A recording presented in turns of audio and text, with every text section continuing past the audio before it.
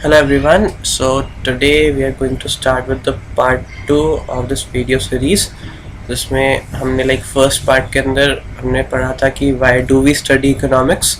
उसके अंदर जो स्केर्सिटी वाला प्रॉब्लम रहता है अनलिमिटेड ह्यूमन वांट्स और limited resources to fulfil those wants. तो हमने ये फर्स्ट वीडियो में अपना बेसिक कवर किया था. अभी इस वीडियो के अंदर जो हमारी मेजर ब्रांचेस हैं इकोनॉमिक्स की, दैट इज़ माइक्रो इकोनॉमिक्स और मैक्रो इकोनॉमिक्स, उसके बारे में पढ़ेंगे. तो इस वीडियो में हम बेसिकली माइक्रो इकोनॉमिक्स का बेसिक आइडिया कवर करेंगे कि दैट होता क्या है micro economics. So what is micro economics? Micro economics is a study of individual economic unit. मतलब यहाँ पे हम एक इंडिविजुअल इकोनॉमिक यूनिट का बिहेवियर स्टडी करते हैं. Why we are saying it as economic? Because हम उसकी इकोनॉमिक एक्टिविटीज़ जो हो रही हैं, जैसे कि ट्रांजैक्शन हो रहा है या फिर जो भी उसके पास इनपुट है, कैपिटल है, उसको वो कैसे यूज़ कर रहा है, तो उसके बारे में पढ़ता है. वो इंडिविजुअल इकोनॉमिक यूनिट कोई सी भी हो सकती है, जैसे कि कंज्यूमर, प्रोड्यूसर, फिर इंडिविजुअल फर्म या फिर कोई सी भी इंडस्ट्री. तो ये सारी इंडिविजुअल इकोनॉमिक यूनिट हो सकती है जिसका हम बिहेवियर स्टडी करते हैं. और दूसरा चीज़ क्या करते हैं हम? Study of the scarcity and choice problem and individual unit faces.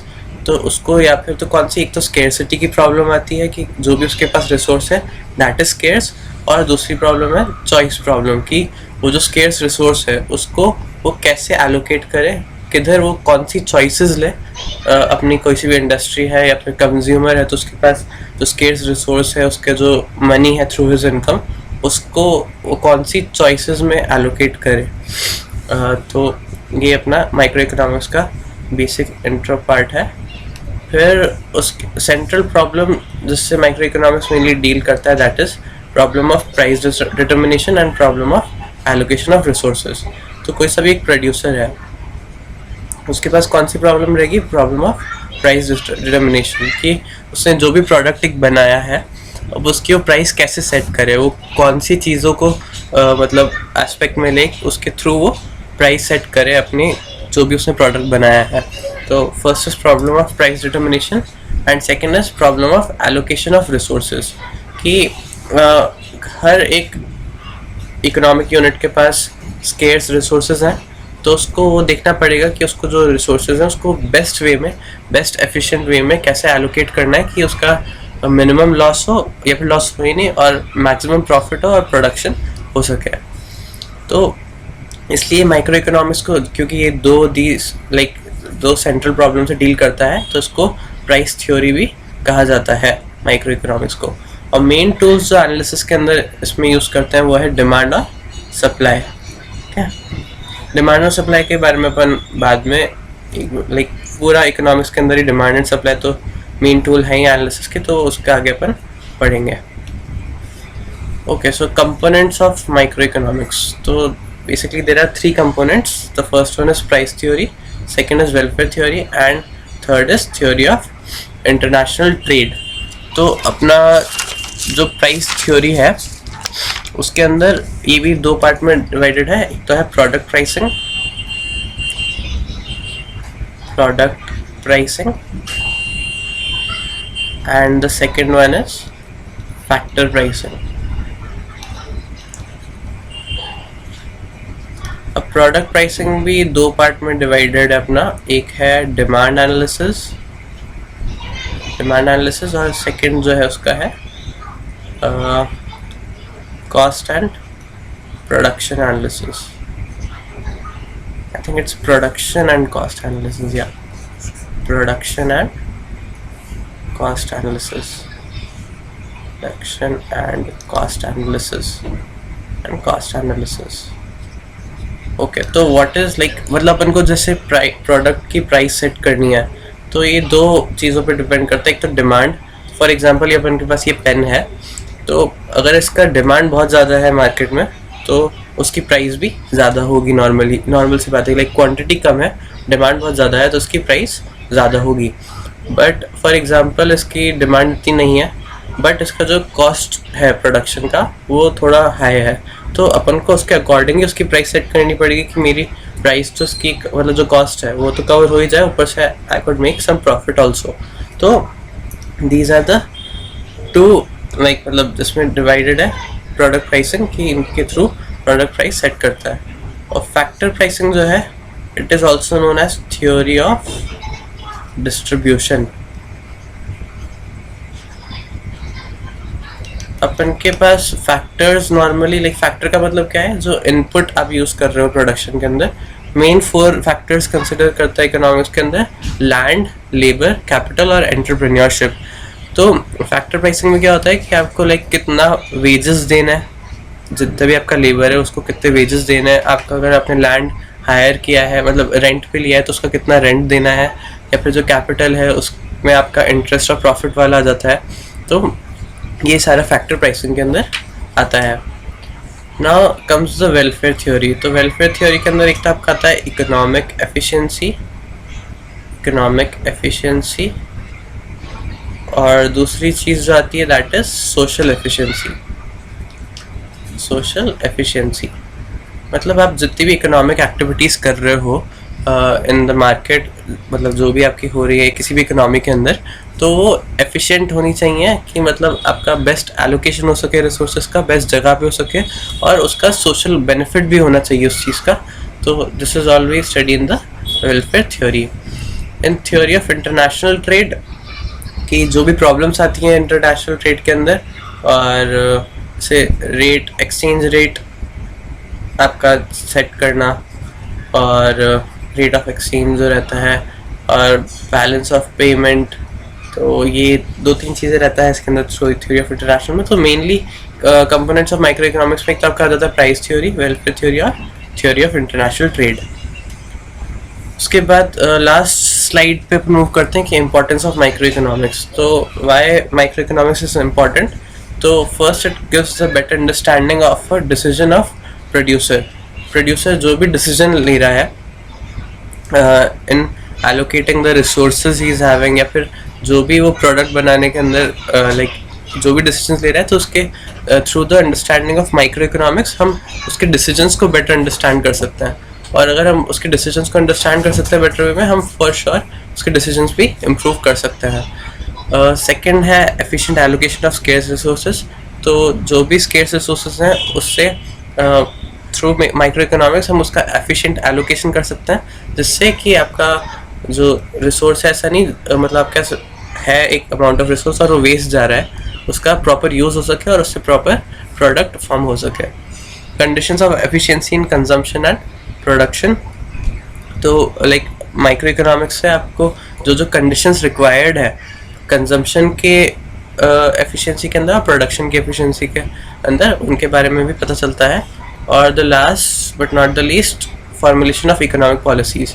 मतलब आपको ये सारी चीज़ें अगर पता है इकोनॉमिक्स से, तो आप गवर्नमेंट उससे अच्छी इकोनॉमिक पॉलिसीज़ फॉर्मुलेट कर सकती है जो नॉर्मल पब्लिक के लिए बेनिफिशियल होगी। मतलब उसको अगर आइडिया रहेगा कि कंज्यूमर की क्या नीड है या फिर प्रोड्यूसर की क्या नीड है और उसको कैसे फुलफ़िल किया जा सकता है एफिशिएंट वे में, तो उसकी वजह से गवर्नमेंट अच्छी पॉलिसीज़ फॉर्मुलेट कर सकेगी। तो this is all about like basic introduction about micro economics. अपन अब नेक्स्ट वीडियो के अंदर थोड़ा सा just like this macro economics का भी कवर करेंगे। So that's all for today, thanks for watching. Hello everyone, so today we are going to start with the part 2 of this video series, जिसमें हमने like first part के अंदर हमने पढ़ा था कि why do we study economics। उसके अंदर जो scarcity वाला प्रॉब्लम रहता है लाइक अनलिमिटेड ह्यूमन वांट्स और limited resources to fulfil those wants. तो हमने ये लाइक फर्स्ट वीडियो में अपना बेसिक कवर किया था। अभी इस वीडियो के अंदर जो हमारी मेजर ब्रांचेस हैं इकोनॉमिक्स की, दैट इज़ माइक्रो इकोनॉमिक्स और मैक्रो इकोनॉमिक्स, उसके बारे में पढ़ेंगे। तो इस वीडियो में हम बेसिकली माइक्रो इकोनॉमिक्स का बेसिक आइडिया कवर करेंगे कि दैट होता क्या है micro economics. So what is micro economics? Micro economics is the study of individual economic unit. मतलब यहाँ पे हम एक इंडिविजुअल इकोनॉमिक यूनिट का बिहेवियर स्टडी करते हैं. Why we are saying it as economic? Because हम उसकी इकोनॉमिक एक्टिविटीज़ जो हो रही हैं, जैसे कि ट्रांजैक्शन हो रहा है या फिर जो भी उसके पास इनपुट है, कैपिटल है, उसको कैसे यूज़ कर रहा है, तो उसके बारे में पढ़ता है. वो इंडिविजुअल इकोनॉमिक यूनिट कोई सी भी हो सकती है, जैसे कि कंज्यूमर, प्रोड्यूसर या फिर इंडिविजुअल फर्म या फिर कोई सी भी इंडस्ट्री. तो ये सारी इंडिविजुअल इकोनॉमिक यूनिट हो सकती है जिसका हम बिहेवियर स्टडी करते हैं. और दूसरा चीज़ क्या करते हैं हम? Study of the scarcity and choice problem and individual unit faces. तो उसको या फिर तो कौन सी, एक तो स्केर्सिटी की प्रॉब्लम आती है कि जो भी उसके पास रिसोर्स है दैट इज स्केर्स, और दूसरी प्रॉब्लम है चॉइस प्रॉब्लम की वो जो स्केर्स रिसोर्स है उसको वो कैसे एलोकेट करे, किधर वो कौन सी चॉइसेस ले. अपनी कोई सी भी इंडस्ट्री है या फिर कंज्यूमर है तो उसके पास जो स्केर्स रिसोर्स है, उसके जो मनी है थ्रू हिज इनकम, उसको वो कौन सी चॉइसेस में एलोकेट करे. तो ये अपना माइक्रो इकोनॉमिक्स का बेसिक इंट्रो पार्ट है. फिर उस सेंट्रल प्रॉब्लम जिससे माइक्रो इकोनॉमिक्स मेनली डील करता है that is problem of price determination and problem of allocation of resources. तो कोई सा भी एक प्रोड्यूसर है, उसके पास कौन सी प्रॉब्लम रहेगी? प्रॉब्लम ऑफ प्राइस डिटर्मिनेशन, कि उसने जो भी प्रोडक्ट एक बनाया है अब उसकी वो प्राइस कैसे सेट करे, वो कौन सी चीज़ों को मतलब एस्पेक्ट में ले उसके थ्रू वो प्राइस सेट करे अपनी जो भी उसने प्रोडक्ट बनाया है. तो first is problem of price determination and second is problem of allocation of resources, कि हर एक इकोनॉमिक यूनिट के पास स्केर्स रिसोर्सेज हैं तो उसको वो देखना पड़ेगा कि उसको जो रिसोर्सेज हैं उसको बेस्ट वे में, बेस्ट एफिशिएंट वे में कैसे एलोकेट करना है कि उसका मिनिमम लॉस हो या फिर लॉस हो ही नहीं और मैक्सिमम प्रॉफिट हो और प्रोडक्शन हो सके. तो इसलिए माइक्रो इकोनॉमिक्स को, क्योंकि ये दो सेंट्रल प्रॉब्लम से डील करता है, तो इसको प्राइस थ्योरी भी कहा जाता है माइक्रो इकोनॉमिक्स को. और मेन टूल्स जो एनालिसिस के अंदर इसमें यूज़ करते हैं वो है डिमांड और सप्लाई. ठीक है, डिमांड और सप्लाई के बारे में अपन बाद में, पूरा इकोनॉमिक्स के अंदर ही डिमांड एंड सप्लाई तो मेन टूल है ही एनालिसिस के, तो उसका आगे अपन पढ़ेंगे. Okay, so components of micro economics. तो basically there are three components. The first one is price theory, second is welfare theory and third is theory of international trade. तो अपना जो प्राइस थ्योरी है उसके अंदर ये भी दो पार्ट में डिवाइडेड है. एक तो है प्रोडक्ट प्राइसिंग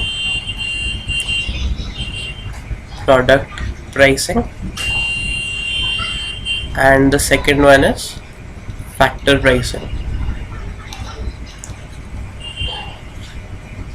अब प्रोडक्ट प्राइसिंग भी दो पार्ट में डिवाइडेड है अपना. एक है डिमांड एनालिसिस और सेकंड जो है उसका है cost and production analysis.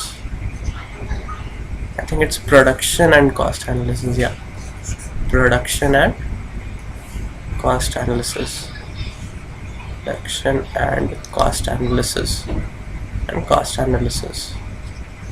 Okay, तो व्हाट इज़ मतलब अपन को जैसे प्रोडक्ट की प्राइस सेट करनी है तो ये दो चीज़ों पे डिपेंड करता है. एक तो डिमांड, फॉर एग्जांपल ये अपन के पास ये पेन है, तो अगर इसका डिमांड बहुत ज़्यादा है मार्केट में तो उसकी प्राइस भी ज़्यादा होगी. नॉर्मल सी बात है, क्वांटिटी कम है, डिमांड बहुत ज़्यादा है तो उसकी प्राइस ज़्यादा होगी. बट फॉर एग्जांपल इसकी डिमांड इतनी नहीं है बट इसका जो कॉस्ट है प्रोडक्शन का वो थोड़ा हाई है, तो अपन को उसके अकॉर्डिंग उसकी प्राइस सेट करनी पड़ेगी कि मेरी प्राइस तो उसकी मतलब जो कॉस्ट है वो तो कवर हो ही जाए, ऊपर से I could make some profit also. तो दीज आर द टू मतलब इसमें डिवाइडेड है प्रोडक्ट प्राइसिंग कि इनके थ्रू प्रोडक्ट प्राइस सेट करता है. और फैक्टर प्राइसिंग जो है it is also known as theory of distribution. अपन के पास फैक्टर्स नॉर्मली फैक्टर का मतलब क्या है, जो इनपुट आप यूज़ कर रहे हो प्रोडक्शन के अंदर. मेन 4 फैक्टर्स कंसिडर करता है इकोनॉमिक्स के अंदर: लैंड, लेबर, कैपिटल और एंटरप्रेन्योरशिप. तो फैक्टर प्राइसिंग में क्या होता है कि आपको कितना वेजेस देना है, जितना भी आपका लेबर है उसको कितने वेजेस देना है, आपका अगर आपने लैंड हायर किया है मतलब रेंट पे लिया है तो उसका कितना रेंट देना है, या फिर जो कैपिटल है उसमें आपका इंटरेस्ट और प्रॉफिट वाला आ जाता है. तो ये सारा फैक्टर प्राइसिंग के अंदर आता है। Now comes the welfare theory. तो वेलफेयर थ्योरी के अंदर एक तो आपका आता है इकोनॉमिक एफिशिएंसी, और दूसरी चीज़ जो आती है दैट इज सोशल एफिशिएंसी। मतलब आप जितनी भी इकोनॉमिक एक्टिविटीज़ कर रहे हो इन द मार्केट, मतलब जो भी आपकी हो रही है किसी भी इकोनॉमी के अंदर, तो वो एफिशिएंट होनी चाहिए कि मतलब आपका बेस्ट एलोकेशन हो सके रिसोर्सेज का, बेस्ट जगह पे हो सके, और उसका सोशल बेनिफिट भी होना चाहिए उस चीज़ का। तो this is always study in the welfare theory. In theory of international trade कि जो भी प्रॉब्लम्स आती हैं इंटरनेशनल ट्रेड के अंदर, और से रेट, एक्सचेंज रेट आपका सेट करना, और रेट ऑफ एक्सचेंज जो रहता है, और बैलेंस ऑफ पेमेंट, तो ये 2-3 चीज़ें रहता है इसके अंदर थ्योरी ऑफ इंटरनेशनल में। तो mainly components of micro economics में एक तो कहा जाता है प्राइस थ्योरी, वेलफेयर थ्योरी और थ्योरी ऑफ इंटरनेशनल ट्रेड। उसके बाद लास्ट स्लाइड पे मूव करते हैं कि इंपॉर्टेंस ऑफ माइक्रो इकोनॉमिक्स। तो why micro economics is important. तो first it gives a better understanding of a decision of producer जो भी डिसीजन ले रहा है in allocating the resources he is having, या फिर जो भी वो प्रोडक्ट बनाने के अंदर जो भी डिसीजंस ले रहा है, तो उसके through the understanding of micro economics हम उसके डिसीजंस को बेटर अंडरस्टैंड कर सकते हैं। और अगर हम उसके डिसीजंस को अंडरस्टैंड कर सकते हैं बेटर वे में, हम फॉर श्योर उसके डिसीजंस भी इम्प्रूव कर सकते हैं। सेकंड है efficient allocation of scarce resources. तो जो भी स्केर्स रिसोर्सेज हैं उससे थ्रू माइक्रो इकोनॉमिक्स हम उसका एफिशिएंट एलोकेशन कर सकते हैं, जिससे कि आपका जो रिसोर्स है, ऐसा नहीं मतलब आपका है एक अमाउंट ऑफ रिसोर्स और वो वेस्ट जा रहा है, उसका प्रॉपर यूज़ हो सके और उससे प्रॉपर प्रोडक्ट फॉर्म हो सके।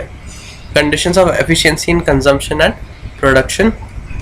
तो लाइक माइक्रो इकोनॉमिक्स से आपको जो जो कंडीशंस रिक्वायर्ड है कंजम्पशन के एफिशिएंसी के अंदर और प्रोडक्शन की एफिशिएंसी के अंदर, उनके बारे में भी पता चलता है। और the last but not the least, formulation of economic policies. मतलब आपको ये सारी चीज़ें अगर पता है इकोनॉमिक्स से, तो आप गवर्नमेंट उससे अच्छी इकोनॉमिक पॉलिसीज़ फॉर्मुलेट कर सकती है जो नॉर्मल पब्लिक के लिए बेनिफिशियल होगी। मतलब उसको अगर आइडिया रहेगा कि कंज्यूमर की क्या नीड है या फिर प्रोड्यूसर की क्या नीड है, और उसको कैसे फुलफ़िल किया जा सकता है एफिशिएंट वे में, तो उसकी वजह से गवर्नमेंट अच्छी पॉलिसीज़ फॉर्मुलेट कर सकेगी। तो this is all about like basic introduction about micro economics.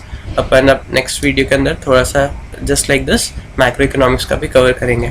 So that's all for today. Thanks for watching.